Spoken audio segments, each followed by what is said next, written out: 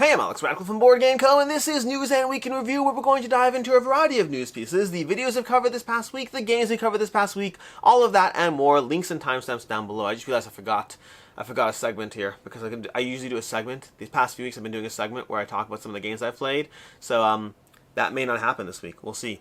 Anyways, let's go ahead and dive into it, starting off with our news. We have Eric Martin is leaving Board Game Geek. Eric Martin, W. Eric Martin, is leaving Board Game Geek, or is it Eric W. Martin? It's W. Eric Martin. W. Eric Martin is leaving Board Game Geek after 15 years, 6,000 posts, and one goodbye. Yeah, the leaving's coming after the goodbye. That's usually how it goes. He is starting his own site, Board Game Beat, if you want to check that out. Basically, he wants to do the same thing, but hopefully more and possibly better. Like, that's his own goals. He talks about his goals and why he, like, how he joined Board Game Geek and, you know, the past 15 years. But if you like Eric Martin's contributions to the hobby, whether his writing, whether the various things he does, I mean, that's just two categories. Whether you like anything that he does, you can go ahead and check him out at Board Game Beat. I'll include a link to that down below. I don't know a ton about where things are going to go. Like, for me, personally, the thing I've enjoyed the most enjoyed the wrong term, benefited from the most, is going to be his convention roundups, where he covers all of the games at a convention in a single place so you can find them all. I find that invaluable. If he's doing that over at Board Game Beat, I will happily go there instead. I find that to be such a useful tool for myself, and hopefully for you all as well. But yeah, Eric Martin, he's done a lot in the hobby that I've benefited from, so thank you for that. And Board Game Beat, you can check him out there. Then we have War of the Ring, Siege for Middle Earth. War of the Ring, Siege of Middle Earth. Oh, what did I do? I managed to delete the, there we go. War of the Ring, Siege of Middle Earth. Yes, that was a Carcassonne background screen if you saw that. War of the Ring, Siege of Middle Earth, that is basically, it's a new expansion for War of the Ring, coming in 2026, because, you know, War of the Ring is a slightly older game, but it still has new expansion content coming. A popular game, makes sense to a degree. I mean, it's popular despite its age, I should say. We also have CMON updates. CMON posted some campaign updates, fulfillment status, and next steps and all that. Nothing too interesting here, unfortunately. Basically talking about things they're trying to do to fulfill the campaigns, potentially exploring more IP sales or licensing opportunities, delivering in batches, working with manufacturing and logistics, which doesn't really say anything at all. What we're not doing. We're not asking backers for additional money. That's nice, because after Darkest Dungeon and Mythic Games, I don't think people are willing to pay extra money, or at least less people, fewer people, are willing to pay extra money to get something that they may now lose the extra money and now not get the thing too. Darkest Dungeon, like Mythic Mischief, dear lord, not them, sorry Ivy, I apologize, not the same thing. Mythic Games really screwed trust in crowdfunding to a large degree. They really managed to screw the pooch there. The way they managed to ask people for more money for Wave 2 and then still not deliver, it is a masterclass in how to doubly screw your backers. I don't think it's done with intent. I think it's done with, you know, just complete screwing up of the job. But they really did a number on crowdfunding, and both the consumers as well as other creators as well. So that wasn't fun. Over on Board Game Wire, we have Disney Lorcana. This is basically an update around Disney Lorcana sales fell in 2025, settling at a high level after initial hype powered explosive growth. Basically, if you check out Lorcana, this article kind of goes into it. Lorcana went crazy when it first came out, which makes sense. People were buying it left, right, and center. Lorcana has since settled down, but it still is supposedly doing well. Obviously, this is coming to you from Ravensburger, who are inclined to say it's doing well. Nobody wants to say their game is dying, except ironically, Altered, to a small degree. Altered was like, hey, our game might die if you're not, you know, part of the success, which was an interesting move. It's worked for them for now. We'll see how it goes. But Lorcana is seemingly doing well. It makes sense. People are going to keep buying it. It's Disney. It's Disney, and it's a decent game. I don't think it's the best game ever, but it's a decent game. I do have fun playing it. But Lorcana.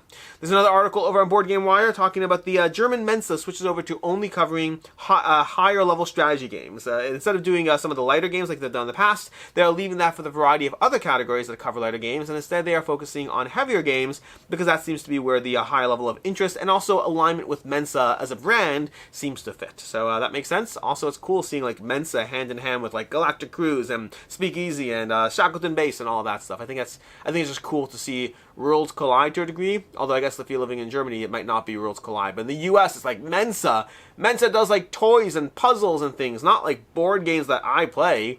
And they do board games that you play. At least they seem to. That's what's going on over here. Anyways, that is what we have as far as the news, which means it's time for the part of the video where I talk a little bit about some small degrees, and I haven't figured out what I'm doing as far as the title of this, by the way, because titles of a video are important, and I specifically don't want to pull people in just for this, but here's the deal. I did a video on Monday, called Who Killed Alex Pretti. I actually called it Who Murdered... I did not call it Who Killed. This is not a game of Clue. I said they killed Alex Pretti. And then I talked about the whole Alex Pretti situation. And I do want to talk about a few small things that I think are worth saying in this video.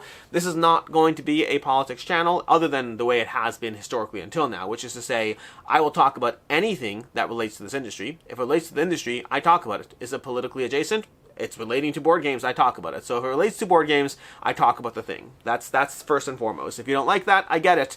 This might not be the channel for you if you... I mean, you can skip those videos. If you don't want to skip those videos, if you want to not even see them in your feed, this might not be a channel for you.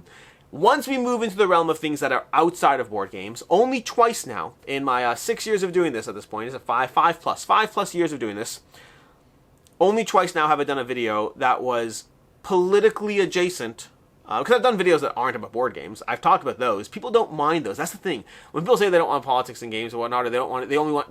we're not here for your opinions. We're just here for your opinions on board games.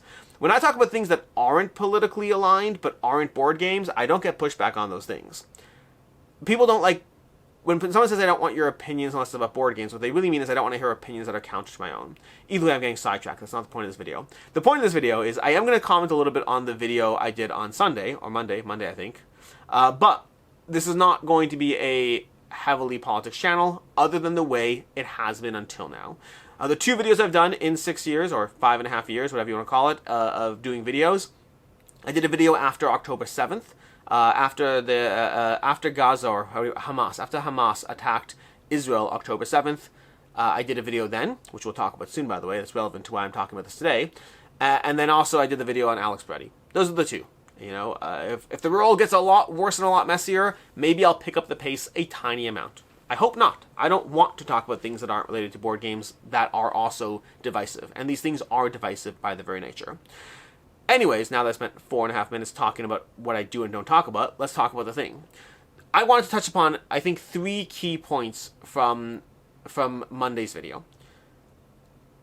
2 of them are things that came up a lot, and one of them is something that only came up 2 or 3 times, but I still think it's worth addressing. The things that came up a lot, we're going to start with those 2. So first of all, and these first 2 are more relevant to if you're someone who frankly disagreed with me in that video and yet you're still here. Which, first of all, by the way, kudos to you. Like, genuinely, kudos to you. If you disagreed with me in that video and you're still here watching, that's amazing. That's how we communicate. That's how we talk. It's how we actually have conversations. We could just see an opinion we don't like and say, I'm never going to watch that person again. You can do that, but also kudos to you for still being here if you're someone who disagrees with me. That's why, by the way, it's why I debated doing this at all, because I was like, are they still here? Are people still here who disagree with me? Some left very loudly. Some expressed disappointment. A lot of you expressed support, which thank you for that, by the way, so much, because as much as my opinion is my opinion, and it's not going to magically change because people don't like it, meaning it changes with reason. It changes with actual reason, but just people not liking my opinion doesn't change my mind. I did that video on Monday, knowing that I was going to lose subscribers, and knowing that I'd get some pushback and some support. I didn't know the ratios of pushback and support. I did not know that. I lost 250 subscribers, which I have no regrets over. Like, 0. I mean, I don't want to lose subscribers, to be clear, but no regrets. People who felt my opinion was so bad, if you felt my opinion was so bad that you had to unsubscribe, again, first of all, I'm not sure if you're still here at this point, but, I mean, kudos, that's fine. If you disagree with me, I get that, but, being so offended at the disagreement that you had to leave, that's whatever. But also, I didn't know how much pushback and support I would get, and I got a massive amount of support, which I'm grateful for, because it makes the mental headache of it all much easier. It means that I don't have to feel the need to fight with every single comment. Instead, I could just engage as much as I can, and I did. I responded to hundreds and hundreds of comments, and I have not been able to keep up. So thank you to all of you. You're incredible. As far as the small 2 points, again, I have a point of clarification and 2 points of disagreement. Not disagreement, I guess, call it what you will. Anyways, a general trend. And this is also relevant to those of you who have seen the new video about Alex Pretti. This is particularly relevant. There is a new video about Alex Pretti. That's definitely a relevant factor here, but only relevant in a minor way. If you saw the newer video of Alex Pretti, of him kicking a car and knocking out the lighter and then getting assaulted there, getting, whatever you want to call it, but it's ICE or CBP. If you saw that video, or if you had and then if you thought it was valid what happened next, or if you had a general opinion of he shouldn't have brought a gun to a protest, he shouldn't have engaged, he shouldn't have blocked, any opinions along those lines, I find for the most part they are ignoring the key thing, which is, should he have been shot? Like, stop thinking through what he shouldn't have done and ask yourself, what should ICE and or CBP have done? Were they acting within the realm of what makes sense for them? Were they acting appropriately? I said in the first video, and I'll say it again here for those who missed it, I am completely comfortable saying that Alex Pretti's actions played a part in what happened next. If you get in the way of law enforcement, regardless of what you think of that law enforcement, if you get in the way of law enforcement, even if it's to protect somebody else, because he did not get in their face except to protect somebody else, at least in the situation at hand, but he did obstruct them pepper spraying somebody else. So, like, yes, there is obstruction. I wouldn't necessarily call it aggressive obstruction. It seemed defensive obstruction, but there certainly was obstruction. I have no problem saying the actions he engaged with played a part. But you also have to ask yourself, if you're somebody who is defending that, you also have to ask yourself, were ICE's actions, or CBP, Customs and Border Patrol, were their actions correct? That's the big thing. There's a lot of time spent focusing on the things that are wrong, and not a lot of time on the things Alex Pretti did wrong, and not a lot of time spent actually asking if the follow-up makes sense. You can be someone who broke the law and not be shot for it. I frequently drive over the speed limit. I hope I don't get shot for it. And yes, that is a false equivalency. But the concept of don't break the law, don't get shot, you have to dive further into that. Was the shooting reasonable? Not did he break the law? Those are different questions, different conversations. And again, if you watch the newest video, anyone who watched the newest video and said, you see, this makes sense now, is somebody who is looking for a way to justify it and not somebody who is actually, so he kicked a car. Yes, do I think slightly less of him? Do I think he's slightly more aggressive of a personality? Absolutely I do. Does it in any way change my opinion as to whether the shooting was justified or not? Not in the slightest. Those things are separate. I'll note, I don't know what you guys have seen on social media. I've seen like this thing going around where people are showing a picture of a cross-dressing man and saying, look, this is Alex Pretti. Which, first of all, it's not. Secondly is, as if that makes shooting him okay? Like, how is that a defense? First of all, you're lying. It's a different person. It's an entirely different person. It's like, it's somebody else. It's a known person. But like, how does that justify it to anyone is insanity to me. And if you are someone who's still here, and if you in any way hold in your heart, it's okay to shoot that guy because he cross-dresses and he has blue hair, please unsubscribe. That I'll say. Like, that I will say. I don't want to chase most people away from having reasonable opinions. If you think someone being a cross-dresser justifies the shooting that happened next, please unsubscribe and please leave. Like, that is horrific. Like, horrific beyond belief. That's number one.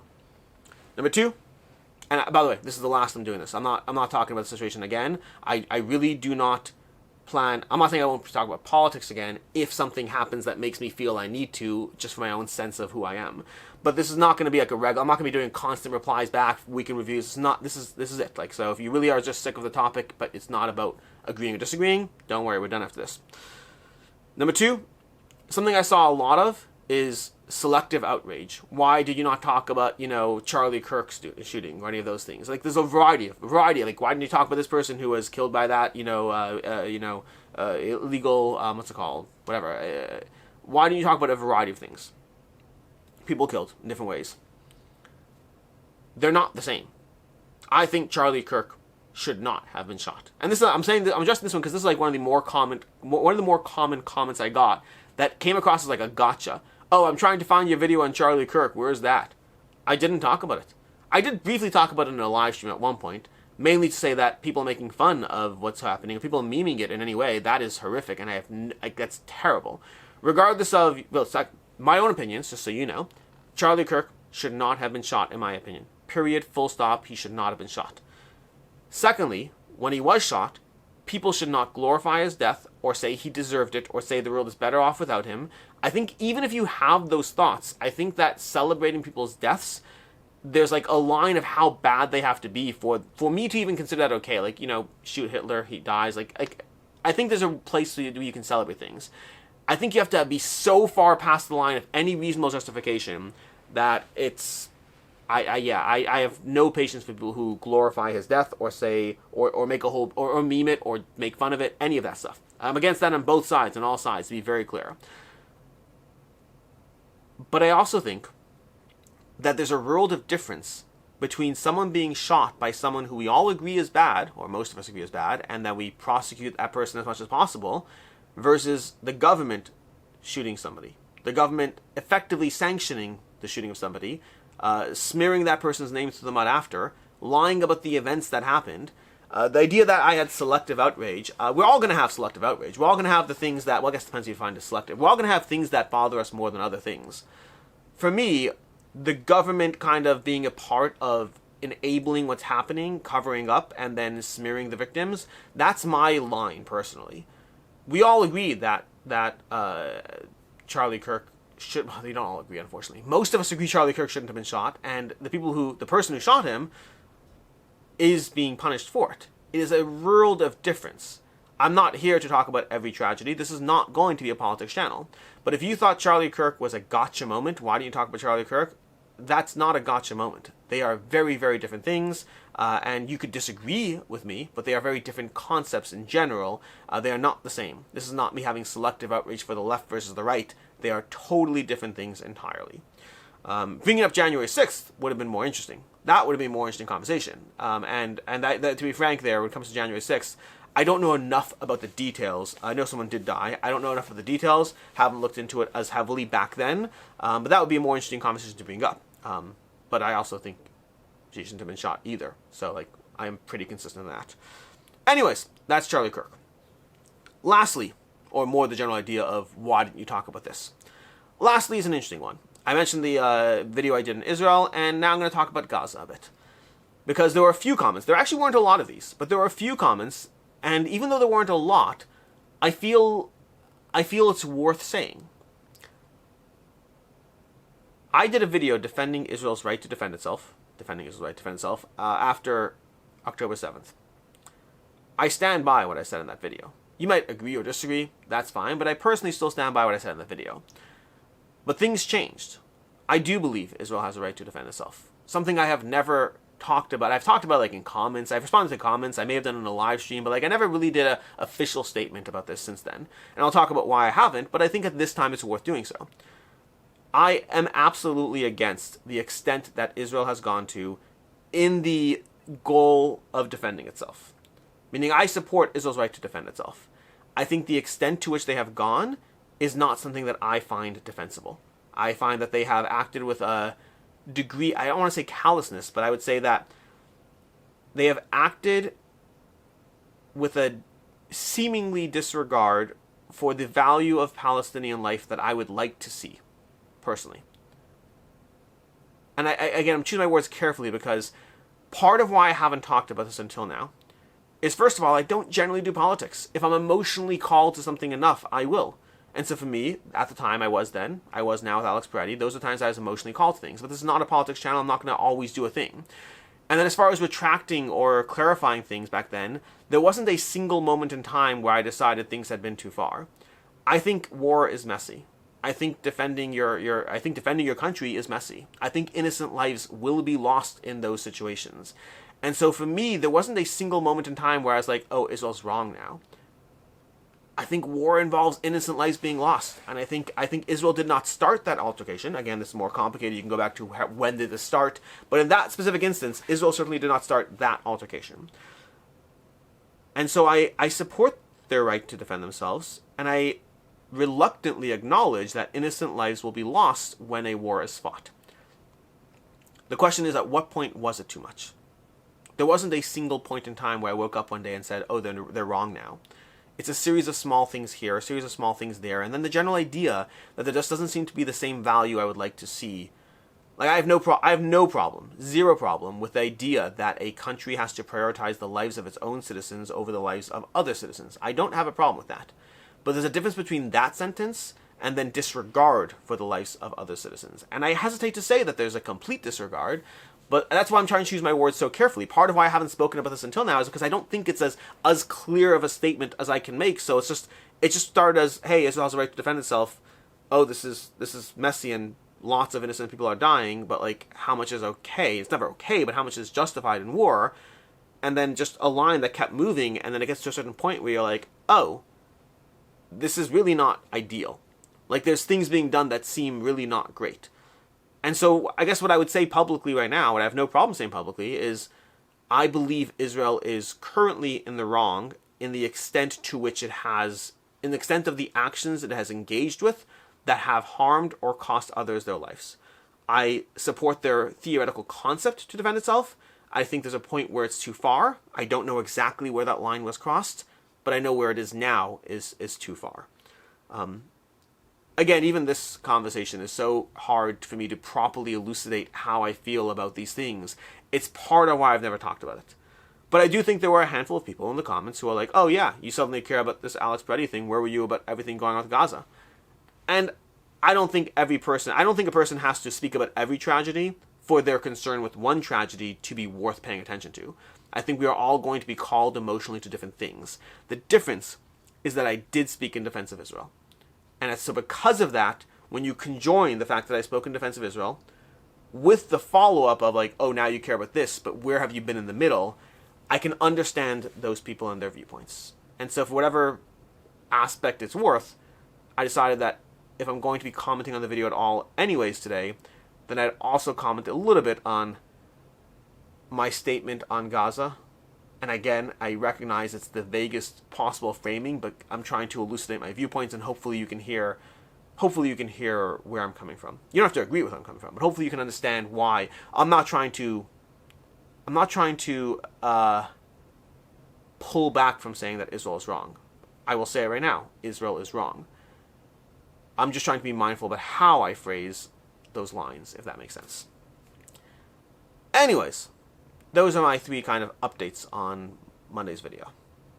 And with that, we're going to be politics free until something else horrible happens, which I hope doesn't, because I want to be politics free. With that, we're going to go ahead and talk about the videos of the week. Videos of the week. I did a video on Monday about Alex Pretti. That was a video. The laugh that's out of place. The laugh is just that I'm like ending the serious topic, and my next thing is talking about the fact that I did that video. And then later that week, we did a live stream on the best 2-player games from 32 games bracket. There's a bracket video. That's the terrible title, but the best, helping me choose the best 2-player game, which you guys all chose. Great, I love it. Good choices, by the way. Then on Friday, I had a video on random questions, specifically around the state of the channel. I think I phrased that. I used to call the series Random Questions, and now I called it something else, but I don't remember what I called it. But it's a new title, but it's a series that I did in the past where I ask you questions and then get your answers, and then I go over it in the next video where I ask more questions and go over the last answers. The last video I did was a year ago. I'm bringing back the series. I don't know how frequent it'll be, but I am bringing it back. Then, as far as the games covered this week, we had a playthrough and preview of S.H.E.O.L. S.H.E.O.L. it's interesting. Overall, enjoyed it. I felt it was one of those games that at least the early missions seem like they're a little easier to actually manage. Like, you'd have to go through stuff, but like it does seem manageable. Like, it's guiding on the rails, so hard to get a full sense of it. But it's the kind of game I'm not going to dive into it. It's too much right now in a game. Games like that, I'm trying to play less of games that are too much. I'm trying to play more of games that are accessible and easy to table. But overall, I still enjoyed it. Then there was a Core of Discovery solo playthrough on Sunday. Really enjoyed Core of Discovery. I think it's fantastic. Highly recommend it. And actually, we have Core of Discovery Duo over here, which we'll be talking about soon at the end of the video. I did a review for Dicequest. I like Dicequest. I gave it a 3.5 out of 5. It's definitely on the lighter side. It's a lighter game, but it's fun. It's charming, but it's a lighter game. Like, it's no Skytier or Skytier Horde or any of those games or Onward. It's not that level but it's from them, by the way. That's why I'm saying that. Then we had a preview for Boktor. I didn't play this one, so I don't have any thoughts on it. We also had a preview for Tinctura, which I also did not play, so I have no thoughts on those ones. And then we had a review for Gold Country. Gold Country I thought was pretty good. I overall enjoyed it. I had some small complaints against it. It's a good stock-taking game. I thought it was a little too bland as far as what the game is doing. A little too straightforward. Then we had a review for Leaders. I love Leaders. It's a 2-player abstract strategy game. I think it's fantastic. Really enjoy it. I've been talking about it already a lot, and this is my review of it. So if you want to check that out, you can see that. And that brings us to today. Today we're going to have a few things. We're going to have 6 small box games going up later today, as well as a review for Race to Kepler, which is actually currently on crowdfunding already. If you want to check that out, it's a deck building game, kind of like Star Realms, but with a little extra twist to it. As far as next week, we should have a bunch of things. We hopefully will have on Sunday upcoming crowdfunding for the month. I say hopefully because I have a busy week ahead, so I will try to do it. but I will try. I will try to do it. Upcoming crowdfunding for the month of February will hopefully be going up on Sunday, February 1st. And then also I hope to have my top disappointments, which was supposed to be last week, and then I got pushed off. But hopefully my top disappointments of the year will be going up on Monday, I want to say, as well as a variety of other videos that go up throughout the week. Those are just some of the videos you can expect to see. Which brings us to the games on the shelf. As always, these are the games on this shelf over here. These are the games I hope to be playing this upcoming week. We'll see which ones I get to, but we have Rurik, the second edition of Rurik, finally arrived from Fantasia Games. Hope to be diving into this one as soon as possible. I've already played it on TTS. Now I need to play it actually in person as well, but I am excited because, I mean, it's Rurik. Then we have Ghost Galore over here from Asmodee. I played this one at PAX Unplugged. Overall enjoyed it, and I'm looking forward to playing it again. We have Core of Discovery Duo, which just showed up. Will be coming to crowdfunding shortly, and I love Core Discovery. I mentioned that already, and so I hope to be playing this game and seeing what does it do that's different, because you can play Core Discovery as a two-player game. So what is this one doing that makes it worth paying attention to? And then lastly, we have Dr. Science. This is another upcoming crowdfunding campaign. I want to say mid-February, but it looks intriguing. I already went through like the rules of this. Looks intriguing. I am intrigued. That's what intriguing is. But also art looks great, and we'll see what happens with it. I have not played it yet, but that's why it's here, because I hope to be playing it soon. In any case, and until next time, I'm Alex Radical from Board Game Co. I hope you enjoyed this video, and as always, I hope you have a good one.